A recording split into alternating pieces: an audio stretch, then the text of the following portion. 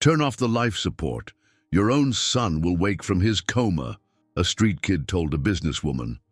The screams echoing through businesswoman Stella's mansion could be heard in every room. They came from Gavin, Stella's brother, who'd been the temporary manager of the house during her long absences. He was at the gate, shouting as he shoved Owen, a kid from the streets, out onto the sidewalk. "You're not getting past here, you leech!" Gavin yelled, face red with rage. "I just want to see Philip. Please listen to me," Owen begged, his voice breaking as he struggled to keep his balance. "Bums don't set foot in here," Gavin spat, his contempt like poison. Afternoons Owen had spent inside the mansion with Philip, Stella's son and Owen's best friend since they were little, still burned in his memory. They used to spend hours together before the illness that now kept Philip bedridden. Remembering that laughter tightened Owen's chest like a knot he couldn't undo. "He doesn't even remember you. Get lost," Gavin sneered, raising his voice on purpose so everyone around could hear. Neighbors had already gathered across the street, whispering at the humiliating scene, while the mansion's security guard approached, gripping Owen's shoulder without violence, but firmly, as if confirming his exclusion. "I'll go, but at least let me look at him through the window. Just for a minute," Owen pleaded, hands raised and eyes wet. "God, if he keeps it up, call the police now," Gavin ordered coldly, his voice slicing the air like a sentence. Owen's body trembled with shame and anger. Being erased from his friend's life hurt more than the shove. He stepped back, took a deep breath, and decided silently that he wouldn't leave without seeing with his own eyes how Philip was. Down the narrow service corridor, Owen hugged the wall, listening to distant voices in the main hall, then quietly climbed the low window that opened onto the bedroom hallway. "Hey, I'm here." "It's me, it's okay," Owen whispered to the pale body in the bed, heart pounding. The sight cut deep. Philip lying there, arm tethered to needles and tubing, lips cracked, heavy eyelids, a slow sigh that sounded more like a plea for help than breathing. When Stella traveled to handle problems at her chain of stores, everything had been left to Gavin, helped by Dr. Paul, an old friend of Gavin's and the one in charge of Philip's treatment, and by Alexis, Philip's caregiver, who watched over him through the nights. It was during that period that the supposed treatment doses turned into an endless stupor. Suddenly, Owen heard heavy steps and muffled voices approaching the room next door. He shrank into the shadows so he wouldn't be seen and strained to catch what they were saying. "We have to double his dose today, Paul. No risks. That kid can't wake up lucid before the signature," Gavin said, voice low, handing down a sentence. "If we give him more meds now, he'll get even slower, more apathetic. He'll look totally incapable of deciding anything," Paul replied, feigning caution. Owen's eyes flew wide. Shock ran through him like ice. With a trembling hand, he pulled from his pocket the little phone Philip had given him and pressed record, swallowing fear like broken glass. "That's exactly what we need," Alexis reinforced coolly. "As long as Philip stays like this, his mother will have to accept the power of attorney that puts Gavin in control of the whole family fortune. I'm the attending physician. I'll put whatever's necessary in the report." "It's medical conduct. I'll take responsibility," Paul added in a low tone, trying to gloss the crime.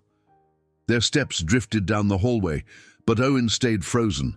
His heart thudded out of rhythm. For the first time, he grasped the full scale of what was happening. Gavin wasn't just being cruel, he was scheming with the doctor and the caregiver. Paul wasn't treating Philip, he was writing scripts to keep him sedated. Alexis wasn't caring for him out of concern. She was part of the scam. The three were allies, and their plan had one goal: keep Philip incapacitated until the fortune was in Gavin's hands. With that certainty burning in his chest, Owen moved to the IV. Extremely carefully, he paused the drip for a few minutes, praying he wouldn't cause harm, just to test his friend's reaction and confirm that he was still in there, conscious behind the drug haze. I'm going to explain a code, okay? 1 blink means no, 2 blinks means yes. Got it? Owen whispered, forehead pressed to the edge of the bed, voice small. Philip's gaze took time to focus, but he blinked twice, steady despite the sluggishness, and then glanced at the dresser.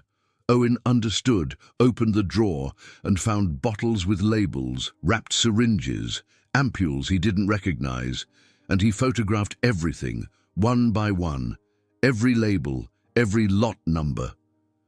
I'm taking just 1 bottle. They won't notice now.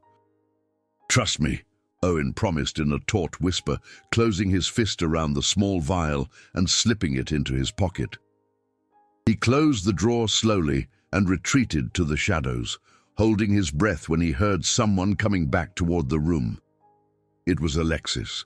She walked in like nothing had happened, but stopped at the bed, leaned over Philip, and let her eyes sweep the space. Alert. Something's off. That window wasn't like this. I'll talk to the guard, Alexis said, suspicious, her fingers trailing slowly over the dressing on Philip's arm. Her words went through Owen like an alarm. He crouched and hurried away down the hallway, hugging the wall until he reached the kitchen. The smell of fresh coffee filled the air, and there, in a discreet corner, he found Linda, the cook who'd known him from all those afternoons with Philip. Linda, please, I need you to hide this, Owen said, voice shaking as he pulled the vial from his sweaty hand. What is this? Where did you get it? Linda asked, confused, gripping the tray with trembling hands. I took it from Philip's room. It was in his drawer, Owen said, looking at her with desperation. Have you lost your mind? If they catch you messing with his things, they'll throw you even farther from here, Linda scolded quietly, glancing at the door in fear. You don't understand, Linda. I heard them talking. His uncle, the doctor, even the caregiver. They want to double the dose to keep Philip knocked out, Owen said fast, almost whispering. You're telling me the doctor and the caregiver would do that? Why? That makes no sense, Linda said, shaking her head in disbelief. It's to get something signed that hands over the family fortune to the uncle. They're plotting it together. I heard it with my own ears, Owen said, gripping her arm. You really heard that? You're not making it up because you're angry?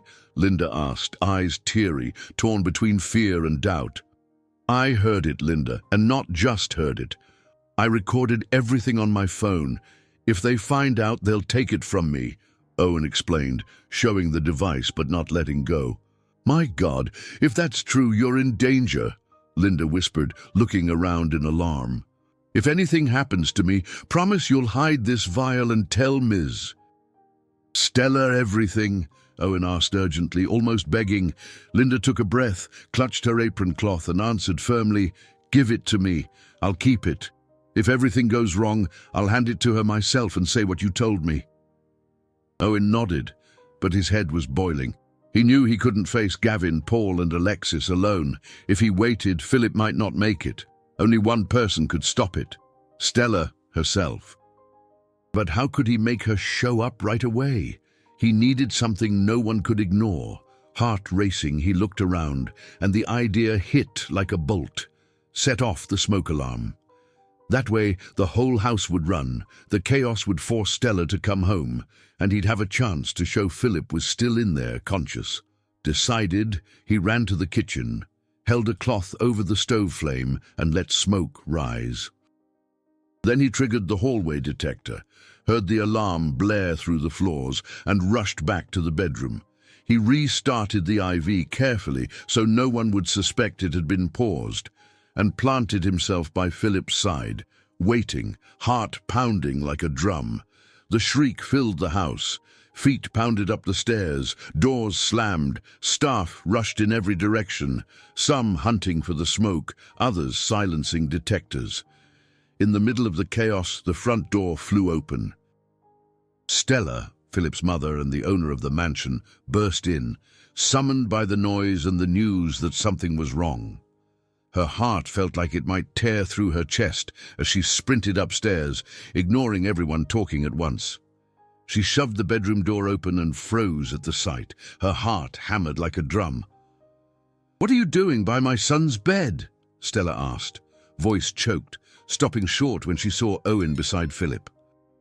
"Shut off the machines. Your son will come out of the coma," Owen said urgently, eyes wide, hands raised. "He's not truly unconscious. He's hearing everything. I just wanted to prove he understands, that he reacts, that there's something wrong with the doses they're giving him." Just then, Alexis hurried in from the hall, drawing everyone's attention with brisk steps. Without hesitation, she lunged at Owen and ripped the phone from his hand. "Give me that phone now. He was messing with the IV and recording to blackmail us," Alexis accused, furious, clutching the device to her chest. Gavin appeared right behind her, eager to reinforce the story amid the commotion. "Guard, get this opportunist out of here, now! This kid hangs around the wall just to stir up trouble," Gavin ordered, pointing at the door. "It's not true. There's a recording on that phone. I caught you talking about doubling the dose. I didn't tamper to hurt him. I just paused it, and he understood me." Owen insisted, desperate, eyes locked on Stella. "There's no recording. This is a shakedown. He broke in here to destroy our family," Alexis retorted coolly, pressing the phone even tighter. "Everyone out of the room. Now," Stella ordered, voice trembling, unable to tear her eyes away from Philip, adrift in the bed. The guard, already on the floor because of the alarm, stepped in and took Owen by the arm, not brutally, but firmly enough to escort him. "Please, believe me, I don't want anything except to help Philip," Owen pleaded through tears as he was led into the hallway. The walk to the gate felt endless. Passing the service area, Owen met Linda's anxious gaze. "Linda, the plan." "Please," Owen whispered hoarsely, trusting her as his last resort. Linda didn't answer, just nodded, eyes brimming, pressing her apron to her chest. The heavy gate swung open and the guard jerked his chin toward the street. Owen stepped through slowly. When the gate clanged shut behind him, he felt the cold asphalt under his feet and a crushing emptiness. The house that had once been a refuge now treated him like an intruder. Linda wasted no time. She hid the vial in the pantry cabinet, took a deep breath, and walked to the office with a tray of coffee, asking permission, with the simple grace of someone who works and watches. "Ma'am, I need to tell you something very important about Philip," Linda said, voice steady but shaking with nerves. "What is it, Linda? Tell me now," Stella asked, alarmed by her tone, looking up immediately. "Owen came to me, desperate," Linda said, wringing the cloth of her apron. "He said he heard Gavin, doctor. Paul and Alexis planning to double the medication to keep Philip out of it. Unresponsive," Linda continued, voice low but steady. "He also asked me to hold on to proof in case something happened to him," she added, setting the vial on the desk with care. "Are you sure about what you're saying?" Stella asked, voice thick, feeling her knees go weak. "I am, Mom," Linda said with quiet conviction. "He handed me this vial and said it's what they're using on Philip to keep him sedated." Stella covered her face with a hand and shut her eyes for a second, swallowing her tears. "No one else comes into this room. I want to be alone and decide what to do," Stella said curtly, motioning for the door to be closed. "Are you calling someone?" Linda asked, hesitant. "I'm calling a doctor I trust right now," Stella said firmly, "and from this moment on, nothing gets administered without my say-so." Dutil. Stella then had IT brought in to copy the internal camera logs and the access records to the bedroom hallway for the past few weeks. Every detail mattered now like proof of life. A few hours later, the doorbell announced Dr. Joel, who entered without fuss, sanitized his hands, and examined Philip with calm focus, eyes trained on small signs. "His current condition doesn't match what's been prescribed. I need blood drawn now, and this vial goes to an independent lab for a quick screen. It's not a final report, But it'll point us in the right direction, Dr. Joel said, calm but firm. Stella put in writing that no one would administer anything without her signature. The paper carried not just ink, but the force of a mother balanced between fear and fury. Gavin's response came like a counterpunch from someone who refuses to lose ground. He called a formal meeting to organize the house and discuss responsibilities and decisions regarding Philip. We're facing clear incapacity. I've been doing everything I can to keep things in order. Someone has to make hard calls, Gavin declared, performance polished.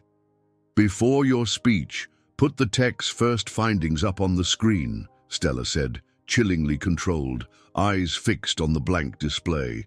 The monitor lit up with a series of camera shutdowns in the bedroom hallway, all after midnight, all under the user account registered to Alexis, and none of them logged in the shift book.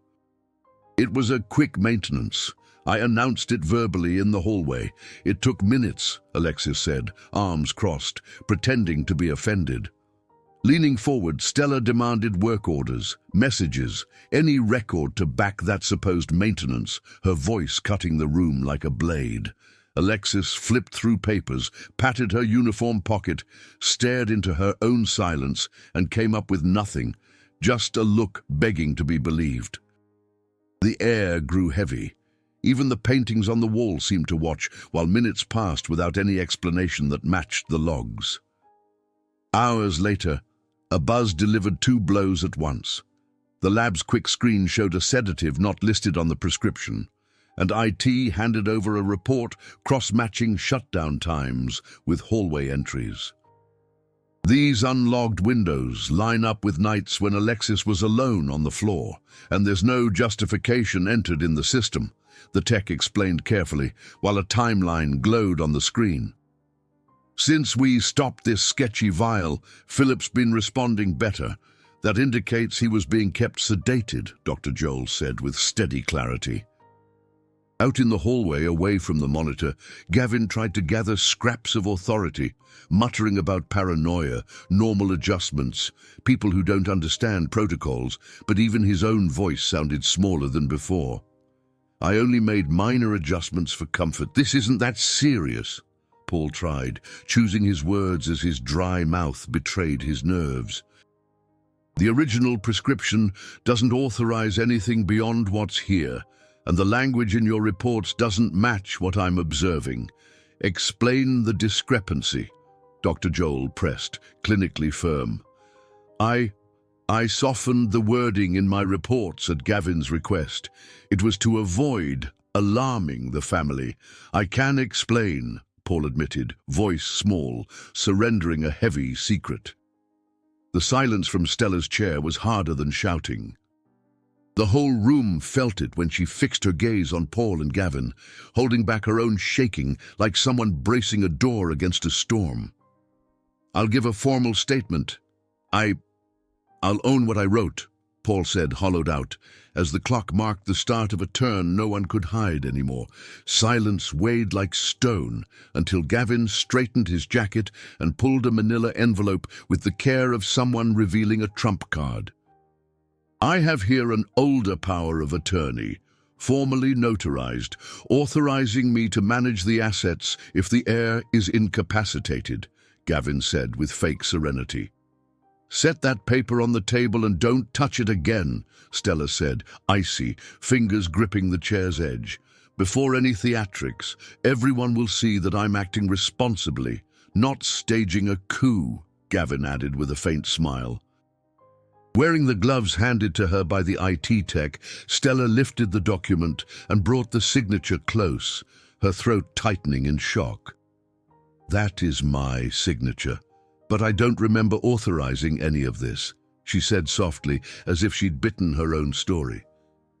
It was a tense time. You asked for my help. I was loyal, Gavin replied with honeyed poison. Bring up the garden footage too, so we can end the myth of the saintly boy, Gavin sneered, pointing at the screen.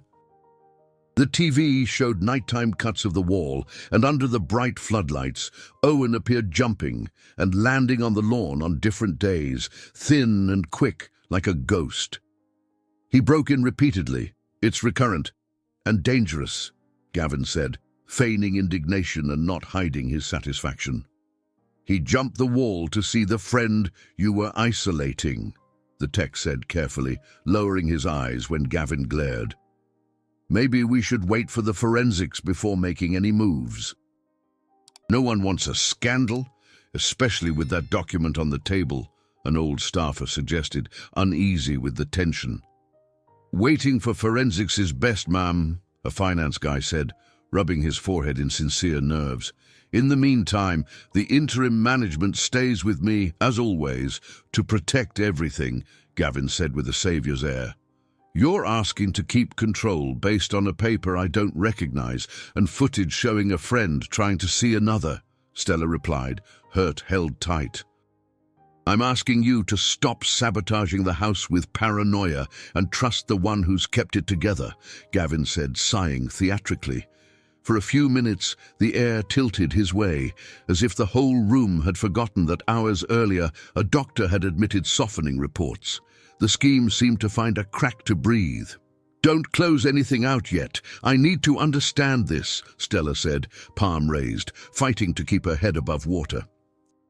The door opened slowly, and measured steps brought in Philip, pale, supported by Dr. Joel, each step a protest against the stupor. Enough, Philip rasped, touching with his fingertips the mark where the IV needle had been, as if pointing to the root of the problem. My son, can you hear me clearly? Stella asked, eyes wet, taking a step closer but stopping so she wouldn't topple him. Yes, Philip said, weak but firm, meeting his mother's eyes. We'll use the blinking code in front of everyone, so there's no doubt, Dr. Joel said gently, steadying Philip's shoulder. Did Alexis increase your doses without my authorization? Stella asked, holding her breath. Philip blinked twice, slowly, and then once more for emphasis. The room held its breath. At any point did Owen threaten you? Did he try to blackmail you? Stella asked, voice quivering with guilt. Philip kept his eyes open, unblinking, staring at the space between the table and his uncle. A silent scream made clear. Since I stopped that sketchy medication, Philip's improved consistently. It's clear that was what kept him sedated, Dr. Joel said, steady and serene. Don't turn blinks into a diagnosis. That's not science, Gavin snapped, tugging at his cuff. It's the patient's account in front of witnesses, plus a positive screen, plus a technical report, plus a partial confession from Paul, Dr. Joel answered, never raising his voice. I don't increase any dose without a medical order, Alexis tried, a faint tremor in her voice, hugging her arm. You want to talk orders? Explain the overnights with the cameras off under your user, Stella said, voice like ice. I already said. Quick maintenance, Alexis muttered, avoiding the screen. I'm publicly rejecting that power of attorney until the investigation is over. No one takes control of my assets based on methods like these, Stella said, voice firm, looking at everyone. You're making a prideful mistake, Stella, Gavin said, lips hard. I'm fixing a trust mistake, Stella shot back, unflinching. Gavin took a long breath, made a barely perceptible signal, and two private security contractors, waiting outside, came in with boxes and tape, eyeing the central servers. We'll preserve the servers for an independent review and keep opportunists from tampering, Gavin said, barked authority. No one touches that equipment, the head of internal security said, planting herself in front of the monitoring room door.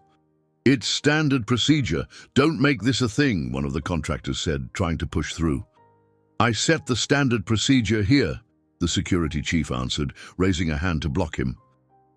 This is obstruction, Gavin accused loudly, gauging who would shrink back. Obstruction is trying to haul off the evidence in boxes, the tech said, voice tight, guarding the server cart. I've already called the police. No one's taking anything, Stella said, pulling out her phone like slamming a stake into the ground.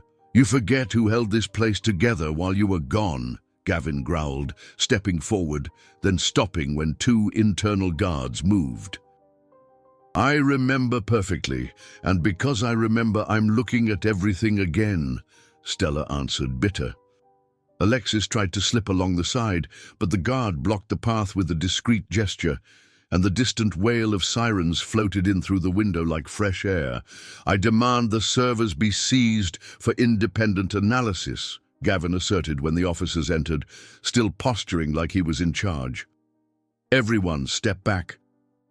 No one touches the equipment until our tech team logs it, a police officer said, trained voice taking the center of the scene. That power of attorney needs to be collected too. There's legitimate doubt about its origin, Stella said clearly, pointing to the table. The document will be taken into evidence, another officer confirmed, slipping the paper into an evidence envelope. I'm being treated like a criminal in my own house, Gavin protested, indignation performed to the hilt. You're being treated like someone trying to remove evidence without authorization, the officer replied evenly, directing the team to photograph everything. I need a lawyer, Alexis whispered, voice very small, looking for support in empty space. You'll come with us on suspicion of poisoning, the officer informed Alexis, giving instructions firmly. I'll give a statement for falsifying medical records. I will, Paul said, resigned, eyes on the floor. Criminal investigation applies to you as well, sir, an officer told Gavin, motioning him toward the door with an open hand. You'll regret this, Gavin muttered, rage barely contained as two officers flanked him. I spent too long regretting not being here, Stella answered, cold and hurting. In the next room, the forensics team photographed the signature on the power of attorney in high definition. A specialist traced it with a loupe, brow furrowed. There are signs of a digital cut and paste from another document's signature. This needs formal confirmation, but the overlap is crude, the police tech said soberly. Collect everything and seal it. We'll confirm in the lab, the lead officer ordered, signing the seal in front of everyone. I want it on record that no files will be deleted and no equipment removed without protocol, Stella said, facing the internal security team. Noted, the officer replied, writing it down. The bustle died down, and when the hallway thinned, Dr. Joel walked Philip back to his room. Slow steps, breathing freer than that morning. Rest. Your voice made the difference, Dr. Joel said with a slight smile, fixing the pillow. I just didn't want to sleep not knowing if I'd wake up, Philip said, eyes damp, looking at the door. You're not going to be forced to sleep anymore. That ends here, Stella said, voice breaking as she sat and held her son's hand. Outside, Linda leaned against the wall and let the air out of her chest, remembering the hidden vial, the photos, Owen's quick whisper asking for courage. Thank you for not letting go of my hand, Stella told Linda when they crossed paths in the hallway. Few words, but true. I just did what was right, Ma'am, Linda answered, eyes wet, unsure where to put her hands. The night ran like a taut river, and no one truly slept. When morning came, without improper sedatives, Philip opened his eyes and asked for water, his voice clearer. I remember the heavy nights. I'd wake up and couldn't move, Philip said gently, pointing to his arm. We'll record your statement carefully, with no one pressuring you, the officer said, stepping in with a notebook. I want to talk now, so I don't forget what I felt, Philip said, firm like someone coming back to himself. Note that he reports a sequence of nights with heaviness and forced sleep, Dr. Joel said, keeping it technical without losing humanity. I also want to say that Owen, he was the only person who treated me like a human being when they were silencing me, Philip said, swallowing tears. Noted, the officer replied, writing carefully. By mid-morning, the tech team returned Owen's phone, which had been taken to extract data, and an agent called Stella and Dr. Joel to listen to a recovered file. There's an audio here of a conversation between Gavin, Paul, and Alexis about doubling the dose and speeding up the signature, the agent said evenly. Play it, Stella said, steady, staring into the abyss.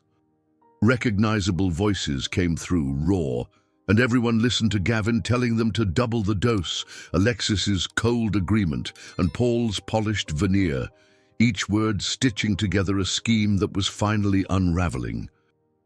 That removes any doubt, the officer said, pausing the file and logging the clip with care. I want that audio attached to everything that's already been filed, Stella said, breathing deeply. It will be, the officer replied.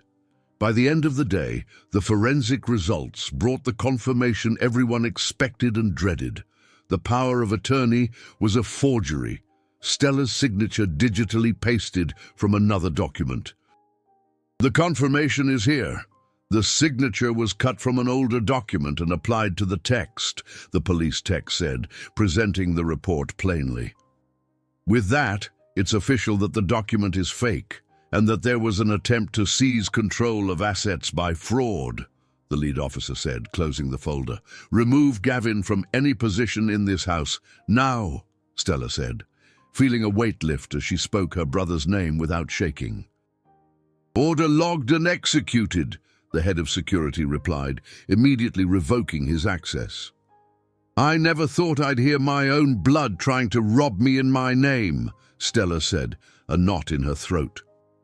Sometimes the worst blow comes from someone who sits at our table, Dr. Joel said, sadness contained. Time moved enough for the investigation to become a case, and the house that had been a stage turned into a memory. When the hearings came, each piece fell into place with the weight it carried. I stand by my word. I only softened terminology at Gavin's request, and that was my mistake, Paul told the authorities, tired of himself. I gave extra doses at Gavin's request. I shouldn't have. I was wrong, Alexis said, unable to meet anyone's eyes. I did what was best for everyone, Gavin said, without remorse, like a line he'd rehearsed to convince himself.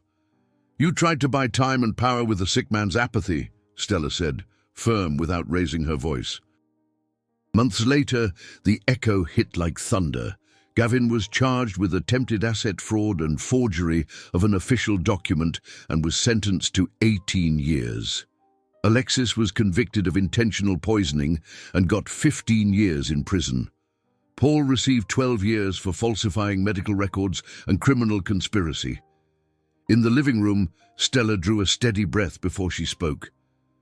I was wrong to see Owen through the words of someone I loved. I owe you an apology, she said, eyes full. I was just scared of losing Philip. I never wanted anything else, Owen answered, voice trembling. You risked everything to save my son. Out of gratitude and justice, I'm adopting you into this family, Stella said, firm and moved. I accept with all my heart, Owen said, hands to his face to hold back tears. Philip stepped forward and hugged him. Now no one's silencing us again, he said with a weak smile full of life. Stella laid a hand on both their shoulders. This house is yours, and only truth walks in here. If you enjoyed this story, don't forget to subscribe to the channel, leave a comment, give it a like, and activate the notification bell so you don't miss any of our upcoming videos. See you in the next story.